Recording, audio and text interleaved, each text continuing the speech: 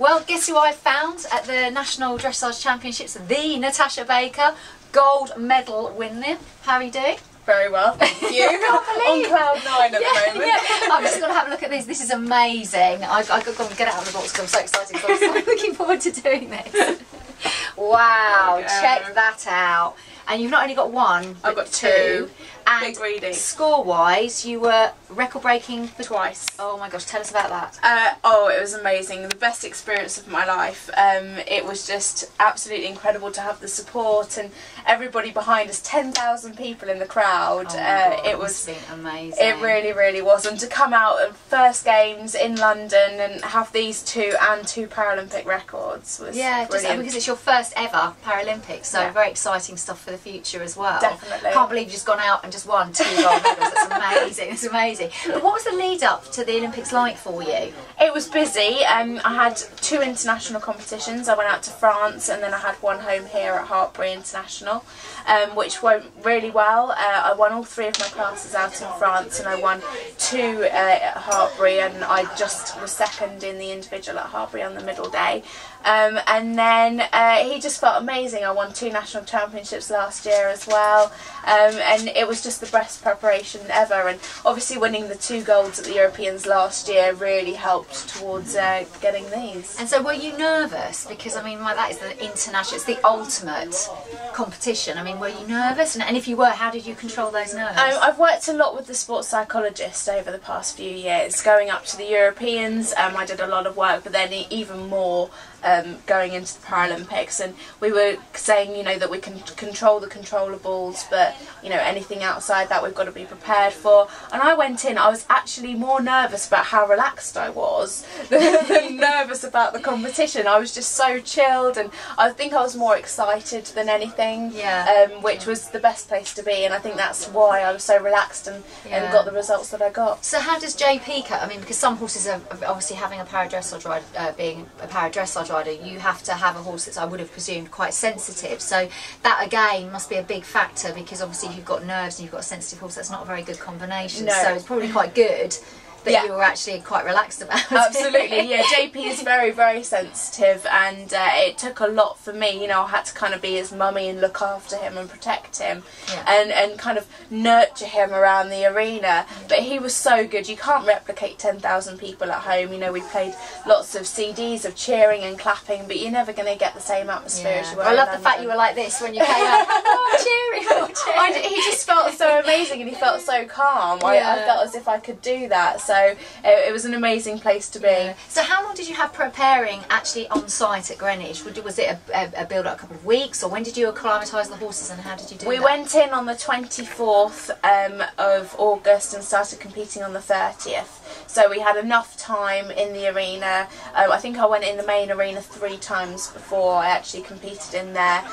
But of course, you know, you can take them round and let them see it. But again, the atmosphere and the crowd are going to be very different, and they're outside elements that they're not used to. So it's great doing the familiarisation, but it was very different being in there and competing. Absolutely. Well, obviously winning 2 gold medals and 2 record breakers, it must be an amazing achievement. Are there any other highlights in your career so far that you've had, that you, from an equestrian point of view, that you would go, yeah, no, that's a defining moment for me? I think the first international competition that I did, that was definitely my biggest up until that point, and I think that was quite kind of overwhelming. I was only 16 and I went out to France and won all 3 days out there on my first horse, Charlie, and that was really what inspired me to take it further. You know, I loved having the national anthem being played for me. Wow. Very emotional, I would have thought. It was very, very emotional, and that's kind of what's got me into the Paralympics and wanting to push it that step further. I knew I wanted to do it, but that kind of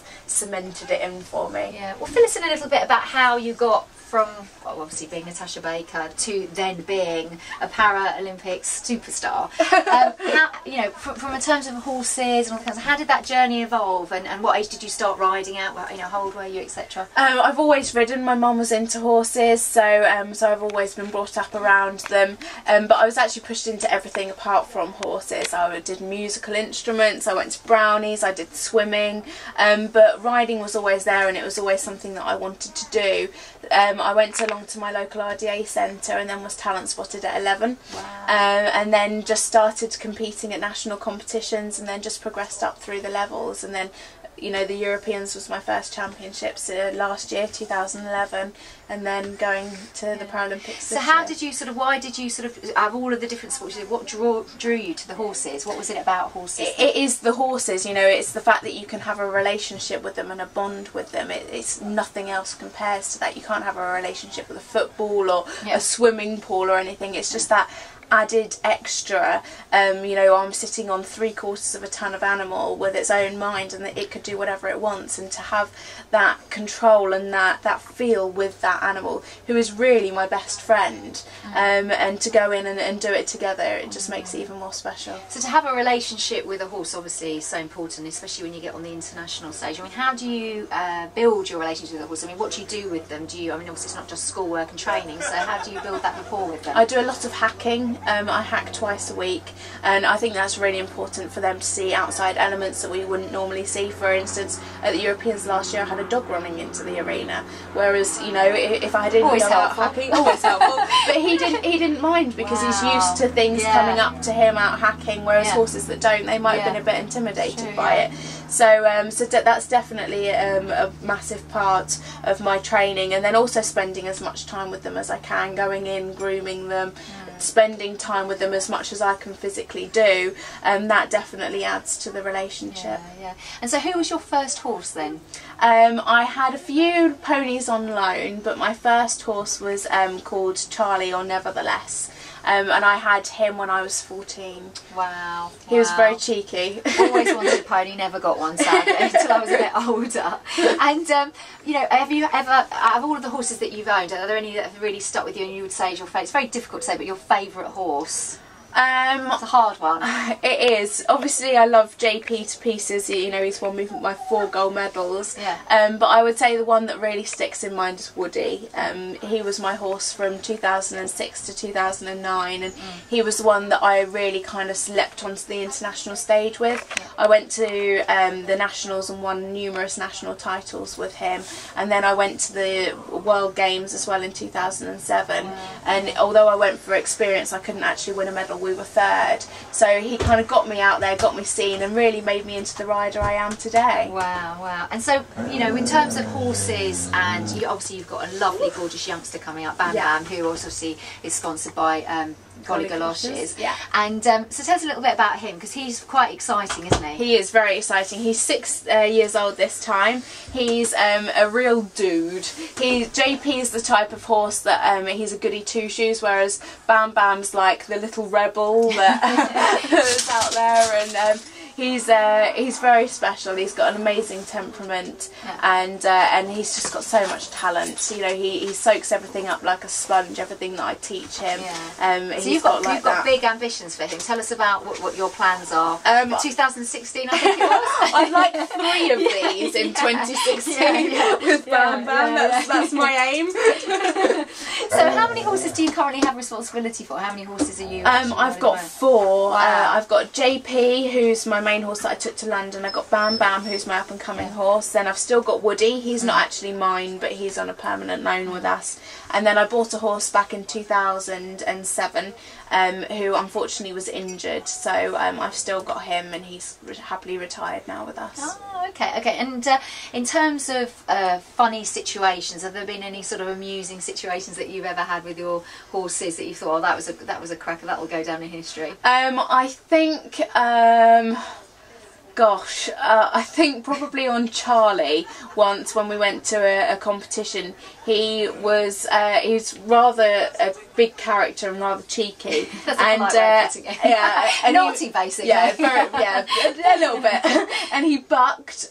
He got his foot stuck in the whiteboard, bucked off. I fell on the floor. The judge had a massive like panic, because it was an able-bodied competition. Ran out of the car, ran over to me, made sure I was okay, and then in the same competition, there was another para rider there who was an amputee. Yeah. Her leg fell off while she was riding. gosh. The judge had a heart attack. Oh my god, that sounds... I don't know whether it's slightly the funniest story actually, Natasha, but nevertheless, it sounds quite dangerous. And I was going to say to you, because I mean, even for an able-bodied rider like myself, you know, I get very nervous on horses, and horses are dangerous animals, effectively. I mean, have there ever been any situations that, you know, you sort of look back and think, gosh, that was quite hairy, but luckily I sort of pulled through, or any... I mean, I mean, horses are horses, aren't they? You're always going to get that, and you just got to take it on board when you first start with them. I have had loads of times when I've fallen off, but I just get straight back on again. Otherwise, that's the key, isn't it? If you don't get back on. Mum always said, riding school. Yeah, Mum always get yourself back on. Mum always used to say that I had to fall off 7 times and get back on 8 to become a good rider, but I think it's more like 18, maybe even 28. Excellent. And do you have any particular pet hates in the equestrian world? Is there anything that you think, oh, I really can't bear that, or? I guess I really value the treatment of the animals, and you know, they need to be treated as pets, if anything. You know, we couldn't do it without them, and I think that they should be treated with respect and that's fair what point. they deserve. No, that's very valid. But I mean, who do you admire? Is there anybody in particular you think, gosh, that's somebody that I really admire? I love Charlotte Dujardin. She's amazing. She's a really good friend of mine, and she's a fantastic rider. And I love her story that, you know, she went to Carl's as a stable girl and is now Olympic champion. Well, I think that's really nice. And the same about your story is that you weren't handed it on the gold plate. You basically worked really hard to get where you've got, and I think that's really inspirational for riders of all levels, really. Not that everyone's going to go out and win 2 gold medals, but it's still inspirational story that you can be involved with horses and you don't have to come from money. Absolutely. And it's about hard grafting and working hard, really. Yeah, that's blood, sweat and tears right there. And what do you think you'll be doing in 5 years' time? Do you well, hopefully I'll have another 3 golds from Rio. Nice, I like that. This is going to be my life for a very long time. I love my horses. I'd also like to get to quite a high level in able-bodied competitions as well. I'd like to go up to Prix St George maybe with Bam Bam.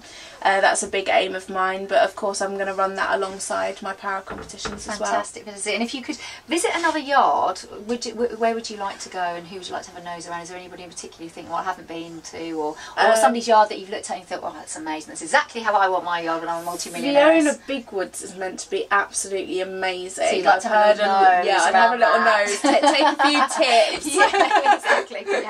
And is there any horse, sort of past or present, that you would think, oh, I'd absolutely would have loved it? Time and time again. I think we've heard that quite a few times. He is so stunning, and you know, it's the harmony again between Charlotte and him, and you know, I think which is great, and I think that's hopefully what I have got with JP. So, and I just love him. You know, he's got so much power but relaxation at the same time. He's amazing. Yeah. Is there any sort of worry that you have about the way that dressage is developing or the industry is developing? You ever think, oh, that would be a shame if we lost that, or you know, I mean, a lot of people talk about sort of health and safety and how that sort of lost the element. When I used to go riding, you know, actually it was probably riding horses around, ponies around with head collars and that kind of stuff. So you lose that kind of. Is there anything that you sort of think, you know, that would be a real shame if we lost that, or we, you know, there's something that could be? Yeah, I think that we need to keep it as it is in the love of the sport. You know, so many people have come into, you know, the Olympics and the Paralympics not knowing what dressage is, and now everybody knows the dancing horses and the relationship to music, which was a revelation to my non-horses. Absolutely, they dance to music. Yeah, brilliant. And I think it would be a shame if it lost that sense of pride and joy to watch, and I think that's definitely what needs to. And if you had some superpowers for a day, what would you get up to? What would you like to change or do? I think I'd be invisible. Amazing. That's a good I think that would be really cool. And where would you go? Oh, now that's a tricky Brad Pitt's one. changing room. That's where I'd be. Yeah, or Jensen Button maybe. Yeah, we like some Jensen Button. Yeah. And what's probably the best life lesson that you've learnt maybe with horses, having ridden with horses? Is there anything that you've learned that they taught you about yourself maybe? Horses are great levellers, and I think they teach you never to be too big for your boots. soon bring you back down to earth, and I think that's what I love most about them. Oh, well, Natasha, thank you so much for taking time out. It's courtesy of Golly Galoshes, Natasha's sponsor for Bamba, and really nice to meet you. And next time we speak, hopefully there'll be a few more of these. Thank you. Thank you.